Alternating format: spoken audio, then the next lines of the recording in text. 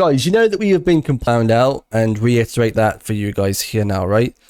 So the top 10 ETFs out there, there's more than 15 available to own.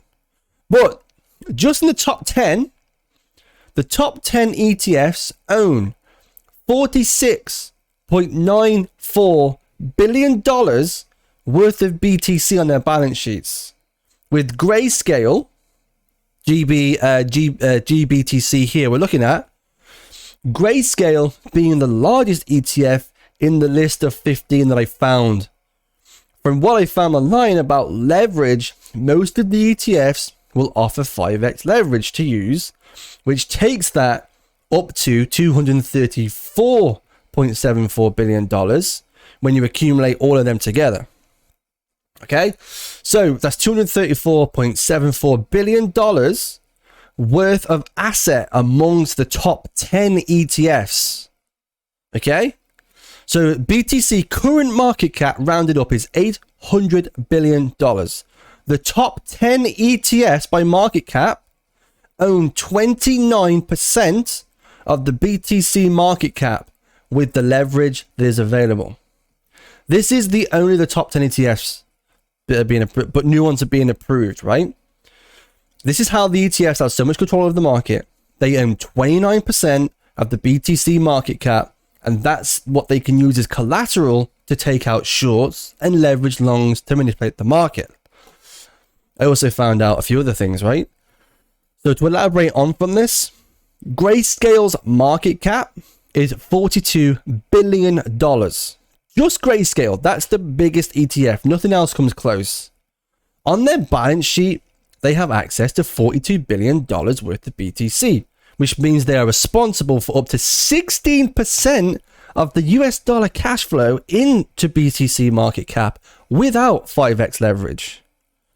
And each quarter on their balance sheet that we can see, the leverage ratio increases. So they're actually increasing the amount of leverage they're taking out, and they're allowing people to take out. Okay? So, which increases the amount that they have.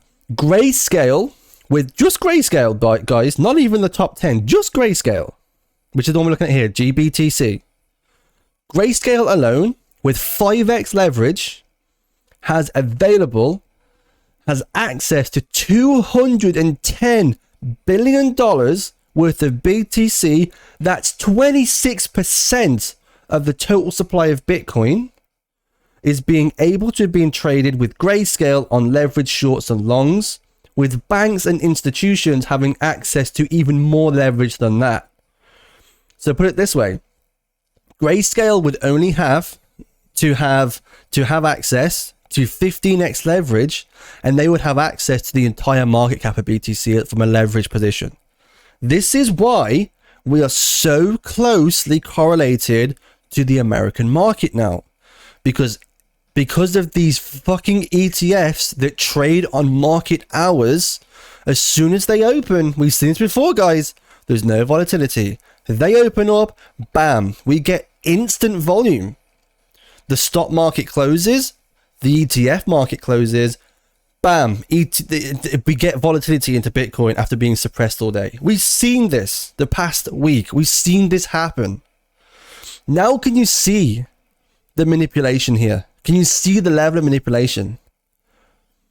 So now you have to put yourself in the mindset of GBTC, which is an ETF, the biggest ETF that's out there.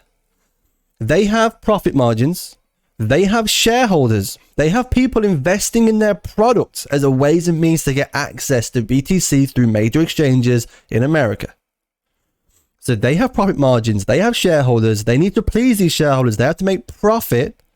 And the majority of people that are in this ETF are hedge funds.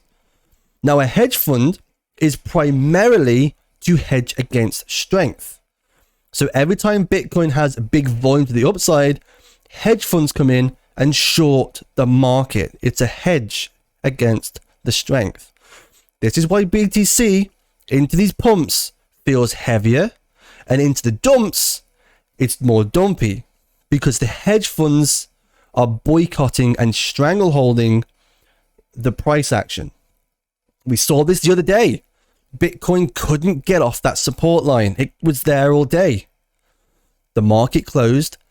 Exactly 7 minutes after the market closed, Bitcoin, big green dildo, 4 hour. Bam. Got off that support line with ease. Because it didn't have the suppression from these big institutions through grayscale suppressing the price. Now, this is the same thing that happens with gold and silver on the COMEX. Major banks and major institutions artificially suppress the price of gold and silver by taking out naked shorts against the asset. Because on their balance sheets, they say they own X amount of gold, but they're able to use that gold with huge leverage to suppress the price as collateral. This is why gold and silver volatility is so manipulated. Because how can you have an asset with a circulating supply like gold and silver that's such a small supply? Supply and demand is out of whack because the supply isn't there, but the demand is, yet the asset goes down in price. How does that work? That shouldn't be happening. If you have an asset that is finite and you can't get a hold of it, but the demand for that asset is large, outweighs the supply, the price should go up. Yet with gold and silver, the price isn't going up, it's going down or sideways. That's not normal market distribution. That's a market that's manipulated through funds like the COMEX that do what's happening with BTC right now through grayscale.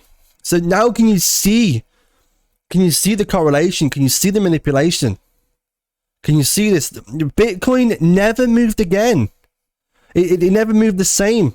It never moved the same when we had these ETFs. These ETFs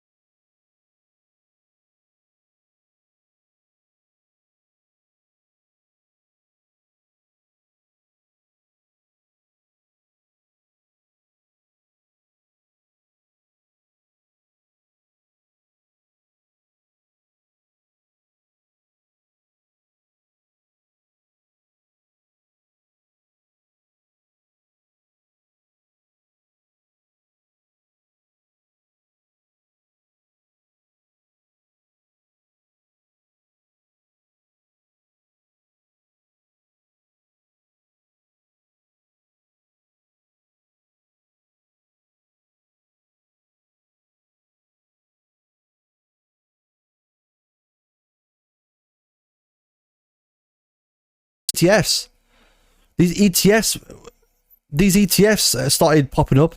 Bitcoin never moved the same. Metals are not